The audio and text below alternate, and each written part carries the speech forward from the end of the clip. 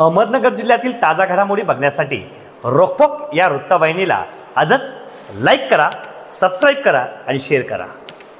मार्च 2018 पासून राज्यात single use plastic उत्पादनावर बंदी घातल्यानंतर देखील सध्या मोठ्या प्रमाणात थंड आणि गरम पदार्थ विकताना 50 मायक्रॉनपेक्षा कमी जाडीच्या प्लास्टिक यूज, कागदी कप आणि सिंगल यूज प्लास्टिकचा सर्रास वापर होत असल्याने मानवी आरोग्य धोक्यात आले आहे। त्यामुळे कॅन्सर सारख्या असाध्य आजारास स्वतःहून आमंत्रण देत असल्याने शासनाचे आदेश धाब्यावर बसून प्लास्टिक आणि बिस्फेनॉलने बनवलेल्या कागदी कप वापरास बंदी घालावी याकरिता इलेक्ट्रॉनिक अँड प्रिंट मीडिया पत्रकार संघाच्या वतीने श्रीरामपूर नगर परिषदेचे मुख्याधिकारी घोलप यांना निवेदन देण्यात आले। यावेळी पत्रकार संघाचे अध्यक्ष असलम बिनसाद यांनी प्लास्टिकचे मायक्रोकण असलेले सिंगल यूज कप वापरामुळे कॅन्सर, ब्रेन ट्यूमर यासह इतर गंभीर आजार कसे होतात याबाबतचे विविध वैद्यकीय अहवालाद्वारे निदर्शनास आणून देत श्रीरामपूर शहरात सुरू असलेल्या सिंगल यूज प्लास्टिक आणि कागदी कप वापरावर कारवाई करावी अशी मागणी निवेदनाद्वारे केली।